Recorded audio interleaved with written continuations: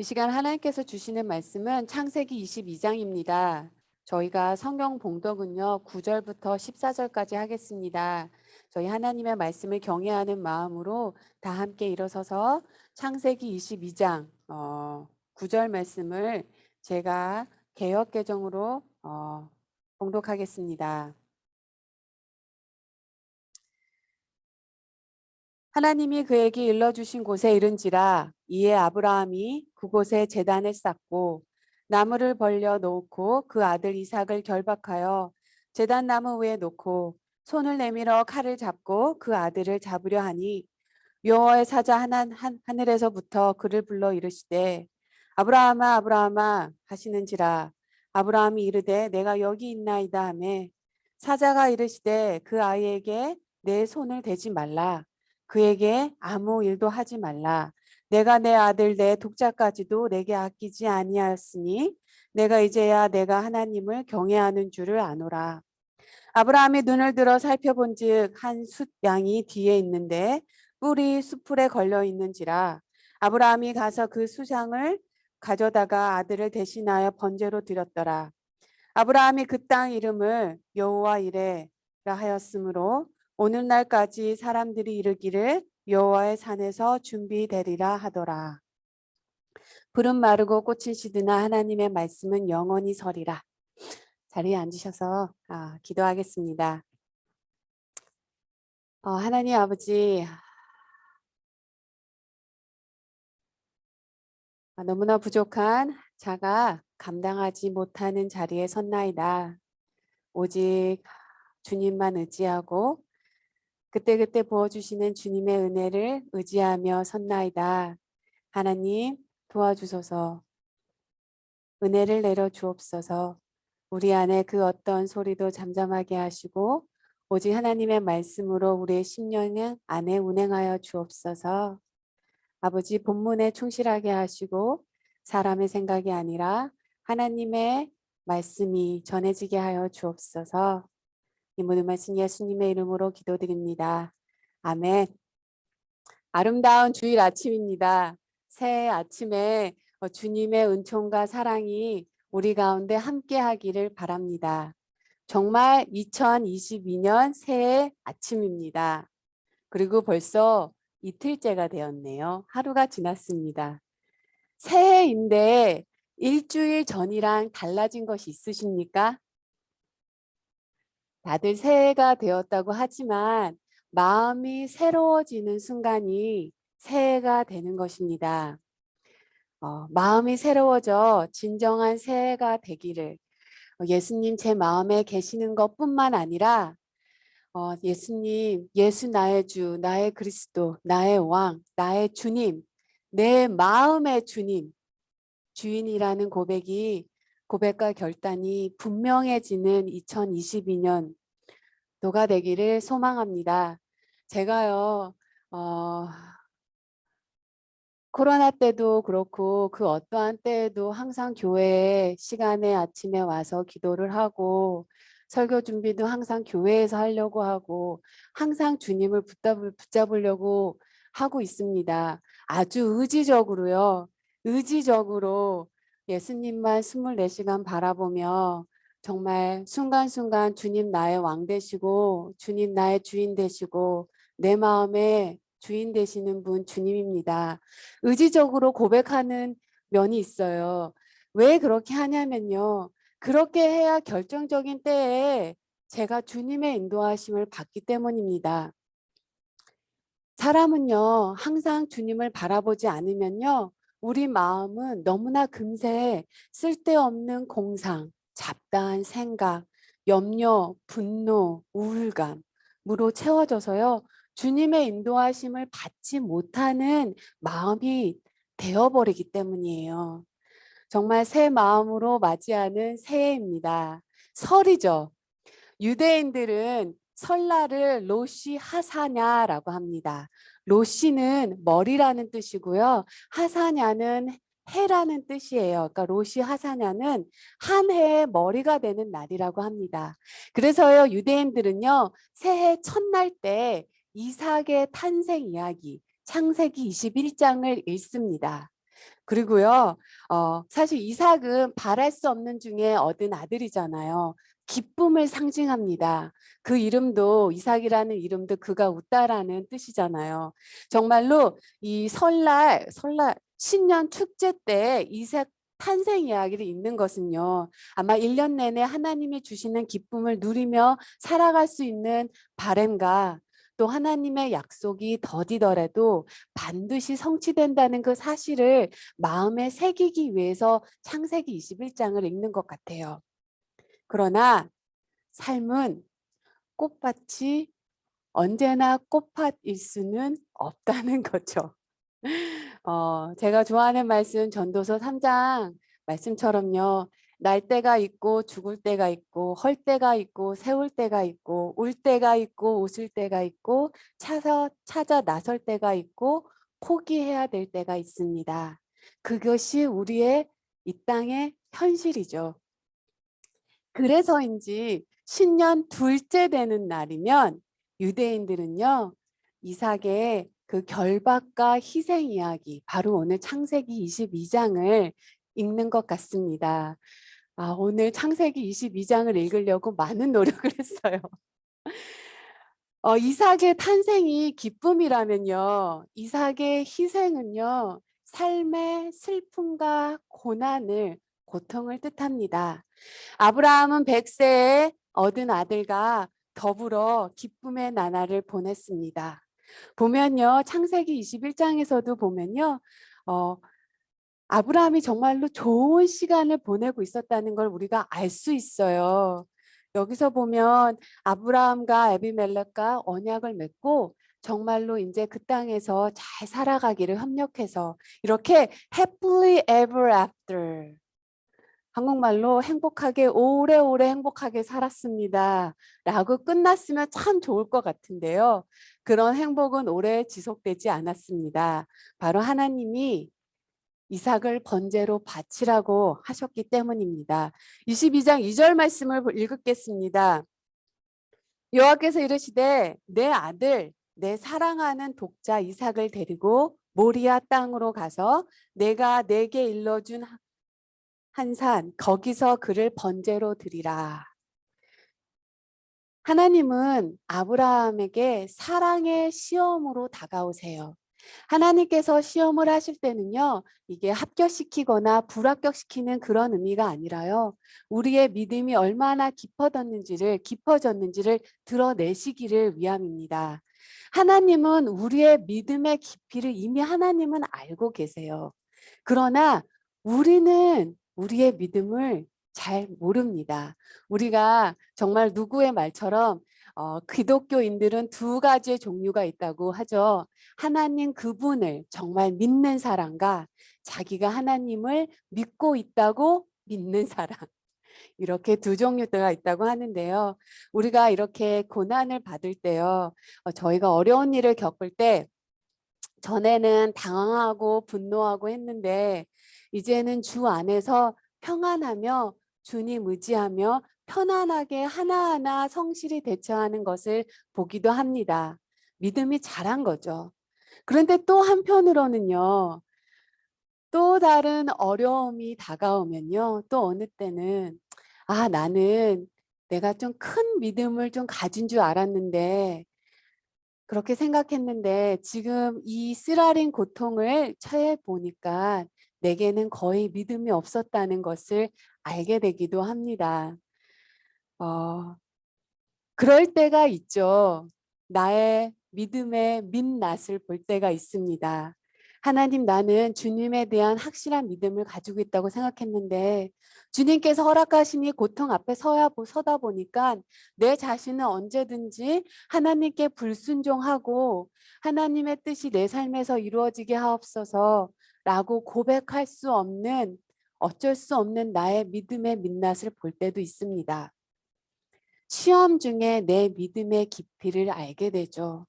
제가 무릎을 꿇고 기도하는 많은 기도의 시간 중에 얼마나 많은 시간이 주님, 제 안에는 선한 것이 정말 아무것도 없습니다.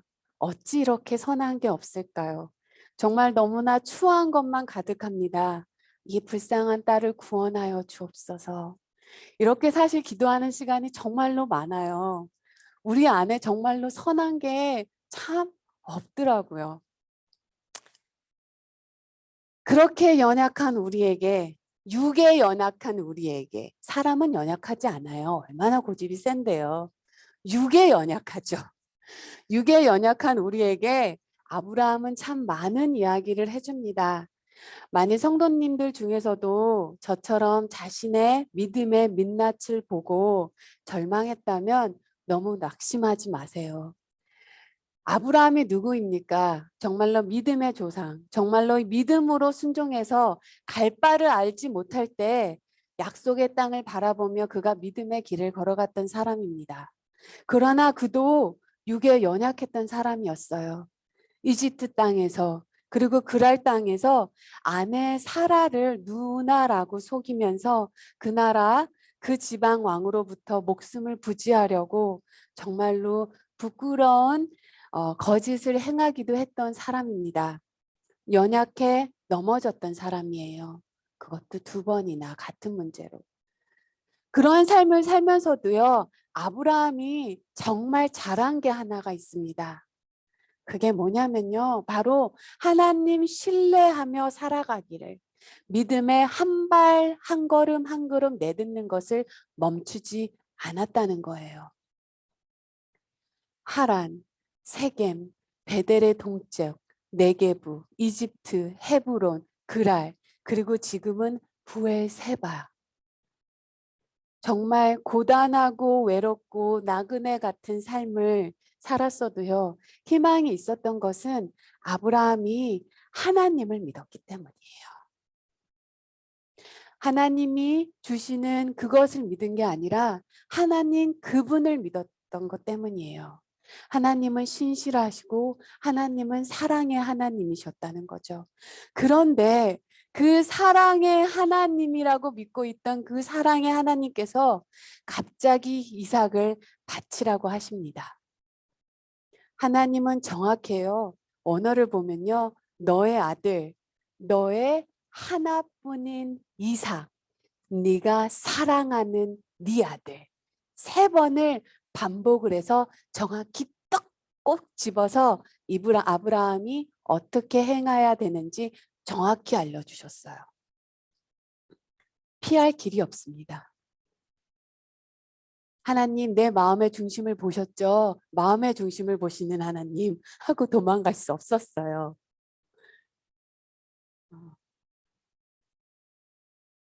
사랑하는 성도 여러분, 하나님이요, 하나님을 깊이 사랑하고 신뢰하는 삶의 방법은요, 모호하거나 애매하지 않습니다. 굉장히 명확합니다. 성경은 아주 굉장히 정확하게, 명확하게 표시하고 있습니다. 말씀하고 있어요. 바로 하나님보다 다른 어떤 것을 더 갈망하지 않는 삶입니다.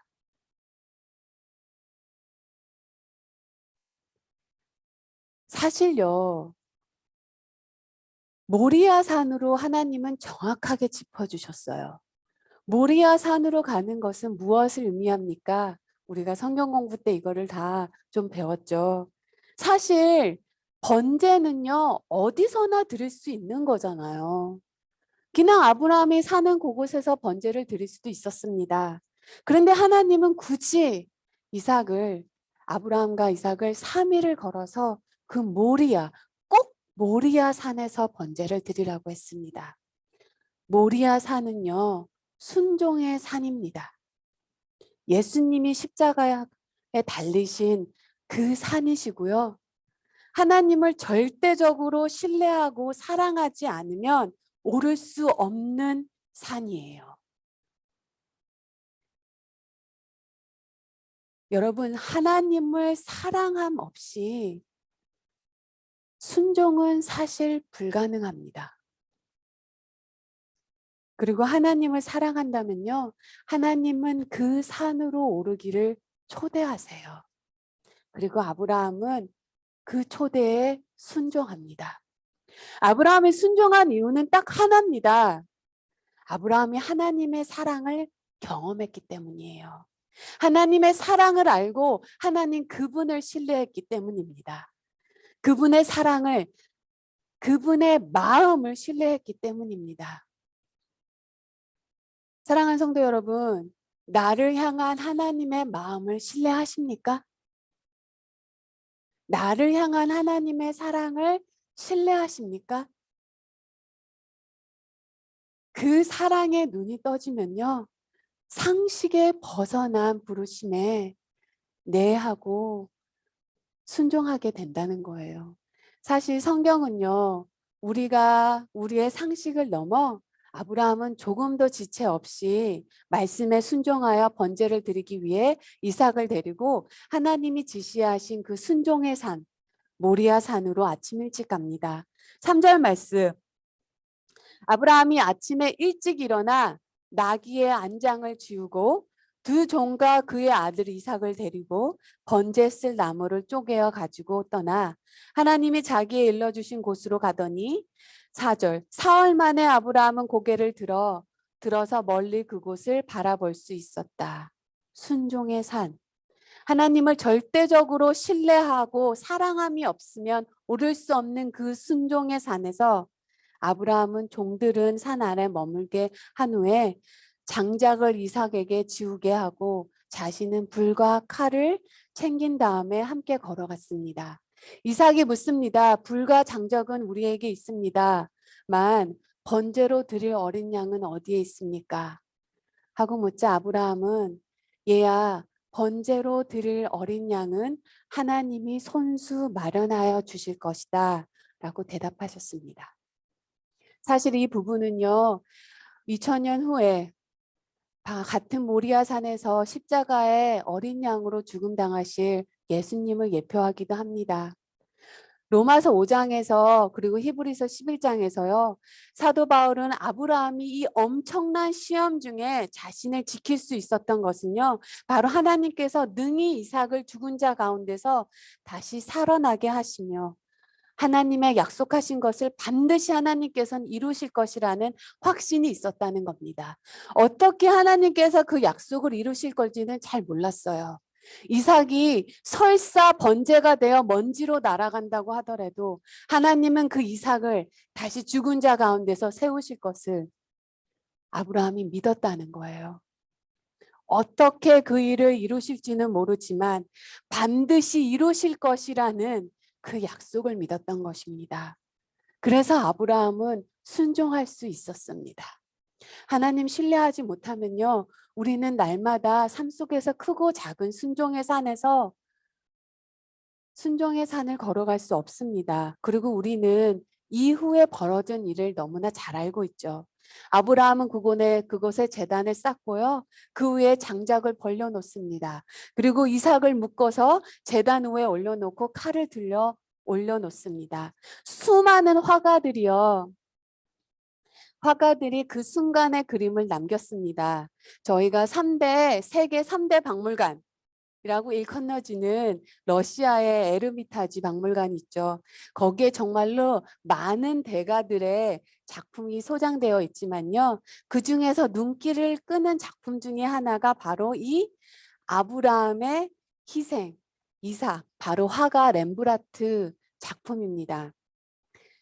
그림은요, 아브라함이 아들 이삭의 목을 따려고 하는 긴박한 순간에 천사가 아브라함의 칼을 든 손을 낚아채는 그런 모습이죠. 아브라함의 표정이 참 단호해요, 여기서. 그리고 포박당한 이삭은요, 죽기를 기다리는 순한 어린 양 같습니다. 예수님의 십자가 죽음을 너무나 잘 예표했죠. 그런데 이 작품의 독특함이요. 저는 바로 이 이삭을 잡고 있는 아브라함의 왼손입니다. 다른 작품과 다른 것 중에 하나가요. 아들을 두 손으로 결박한 채 아브라함의 왼손은 무지막지하게 지금 이삭의 얼굴을 짓누르고 있어요. 이것이 무엇을 뜻할까요? 바로 아브라함의 순종이에요. 아브라함의 순종의 결단입니다. 전 이 그림을 볼 때마다 언제나 이 아브라함의 이 왼손에 주목하게 돼요. 왜냐면요, 하나님의 명령을 철저히 실행하려고 하는 그의 그 지독한 믿음의 결단, 순종의 결단이 바로 이 왼손에서 느껴지기 때문이에요. 우리 삶 속에 이런 순종의 결단이 있었습니까? 그리고 저는 스스로가 내 안에 여전히 이 순종의 결단이 있는지 내 안을 들여다보게 하는 작품이기도 해요. 아브라함은 이삭이 아닌 바로 자신을 순종의 산에서 번제물로 드렸던 것입니다. 사실 이삭을 바치라는 하나님은 아브라함에게 너무나 낯설고 무서운 분인 것처럼 느껴졌을 거예요. 욥도 마찬가지죠. 욥이 경험한 하나님도 마찬가지입니다. 사랑의 하나님이 어떻게 이렇게 하실 수 있으실까? 우리가 삶 속에서요, 하나님이 너무나 낯설게 느껴질 때가 있습니다. 하나님 안 계신 것 같이 느껴질 때도 있고요. 우리에게 무관심한 것처럼 생각될 때도 있습니다. 우리를 절망의 가장자리로 몰아가시는 것 같아 낙심될 때도 있습니다. 그렇다고 하여 하나님에 대한 신뢰를 거둘 수는 없습니다. 우리도요, 이삭의 이 희생 이야기, 아브라함의 희생 이야기처럼요, 우리에게도 역시 하나님이 낯설게 느껴질 때가 삶 속에서 있습니다. 그러나 하나님을 대한 신뢰를 멈출 수가 없어요. 저는요, 아브라함이 모리아 산을 오르면서 이렇게 기도했을 것 같아요. 나의 하나님, 주님, 원하는 대로 취하옵소서. 나를 죽이시든 아니면 내가 가진 것을 모두 다 취하옵소서. 그래도 나는 여전히 주님의 거룩한 이름을 찬양하리라. 그 결단이 자기 아들의 이삭의 얼굴을 짓눌러가며 끝까지 순종하기를 결단하는 그 아브라함을 볼 수 있었던 것 같아요. 그리고 그것이 모리아 산을 오르신 예수님의 마음이고요. 그리고 이 고백을 하나님은 우리에게서 듣고 싶어 하세요. 그래도 나는 여전히 주님의 거룩한 이름을 찬양하리라. 제가 설교를 시작할 때 전도서 3장 부분을 잠시 나누었는데요. 정말로 날 때가 있으면 죽을 때가 있고, 심을 때가 있으면 심은 것을 뽑을 때가 있고, 헐 때가 있으면 세울 때가 있고, 울 때가 있으면 웃을 때가 있습니다. 지킬 때가 있고요, 버릴 때가 있어요. 그런데 그 말씀에 어떻게 끝나는 줄 아십니까? 하나님이 모든 것을 지으시되 모든 때를 아름답게 하셨느니라.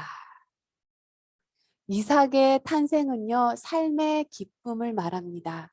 그리고 이삭의 희생은요, 삶의 슬픔과 고난을 말합니다. 그렇게 울 때가 있고 웃을 때가 있는 것이 현실이죠.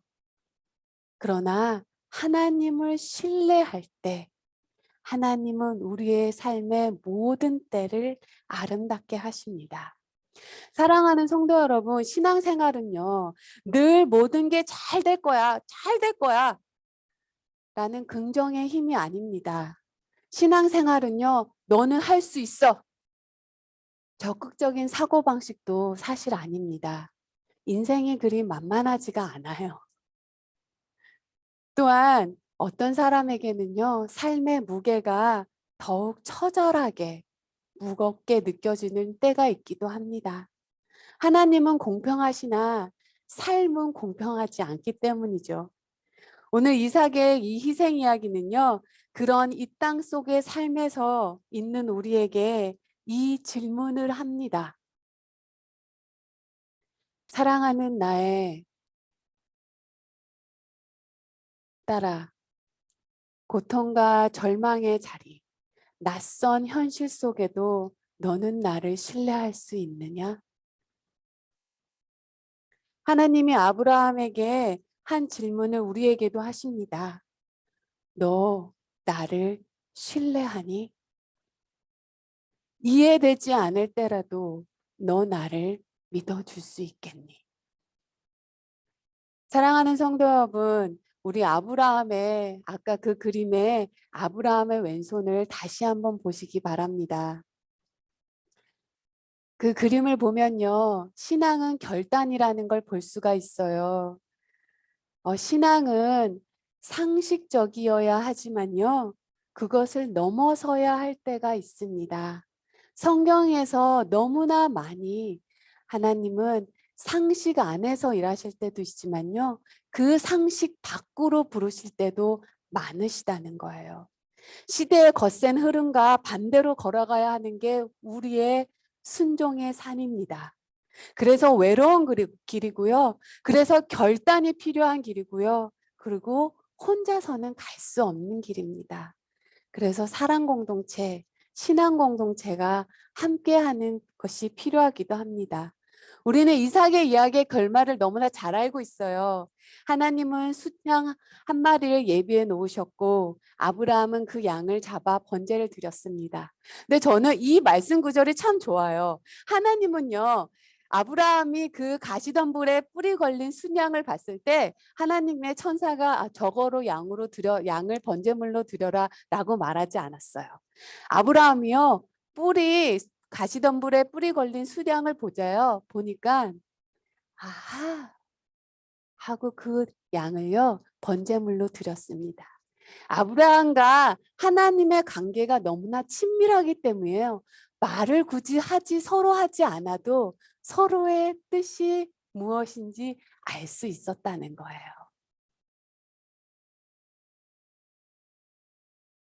그리고 아브라함은 그곳 이름을 여호와 이레라고 붙였습니다.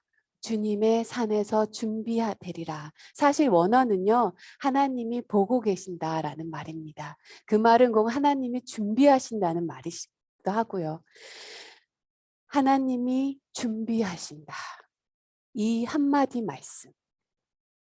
이 말씀이요, 오늘 미래에 대한 불안에 떨고 있는 이들에게 큰 위안이 됩니다. 오늘 대표 기도처럼요, 올해 한 해에도 울 때가 있으면 웃을 때가 있고 많은 일이 기다릴 수도 있어요. 그러나 하나님이 미리 준비하신다는 것입니다. 요한복음 7장에 우리가 하나님의 뜻을 행하면 그때 하나님의 뜻을 알게 된다는 말씀이 있습니다. 요한복음 7장 17절 말씀. 사람이 하나님의 뜻을 행하려 하면 이 교훈이 하나님께로 왔는지 내가 스스로 말함인지 알리라. 우리가 하나님 안에서 믿음의 발걸음을 떼고요, 주의 명령에 순종하면 주께서 우리를 위해 미리 준비하셨음을 그때 가서 알게 된다는 거예요.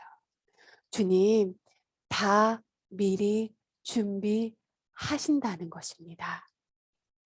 우리는 하나님께서 그 일을 어떻게 하실지 우리는 알 수가 없어요. 그럼에도 불구하고 우리는 하나님을 신뢰합니다. 하나님으로부터 오는 무언가를 신뢰하는 게 아니고요, 하나님 그분을 신뢰합니다. 우리를 향한 하나님의 사랑에 우리를 맡길 뿐이에요. 삶 속에서는요, 하나님이 아닌 다른 것들이 우리의 삶을 좌지우지할 때가 많습니다. 사람은요, 9가지 좋은 것을 가지고 있으나 한 가지 나쁜 것으로 기쁨을 빼앗겨 버리는 것이 사람이라면요, 10가지 부족하고 10가지 부족하나 내 있는 모습 그대로 사랑하시는 하나님이 나의 아버지 되심을 감사하고 항상 주님께 그 사랑에 나를 맡기는 것입니다. 그럴 때에만요, 슬플 때에도 기쁠 때에도, 물질이 있을 때에도 물질이 없을 때에도, 건강할 때에도 연약할 때에도 삶의 모든 때를 아름답게 하시는 하나님을 경험하게 됩니다. 정말로요, 장자의 명분을요, 이 세상에 조잡한 팥죽 한 그릇에 팔지 않기를 소망합니다. 그것이 정말로 참되고 복된 삶 사는 거예요. 그것이 복된 삶입니다. 온 가족이 복된 삶 살게 되는 길이 바로 그 길이에요. 주님과 더불어 늘 새로운 시간의 주인이 되시기를 소망합니다. 이 시간 저희 찬양 한 곡을 함께 찬양을 부르고요. 정말로 하나님 장자의 명분을요. 이 세상에 주는 그 조잡한 팥죽 한 그릇에 팔지 않게 하옵소서. 믿음 때문에 참된 자가 되게 하여 주옵소서. 하나님의 사랑을 경험한 우리가 하나님을 사랑하고 신뢰하기 때문에 그 순종의 산으로 오르게 하여 주옵소서. 그리고 함께 하시는 내 손 붙잡고 가시는 주님 경험하게 하여 주옵소서. 우리 함께 찬양하고요. 함께 짧게 통성으로 기도하겠습니다.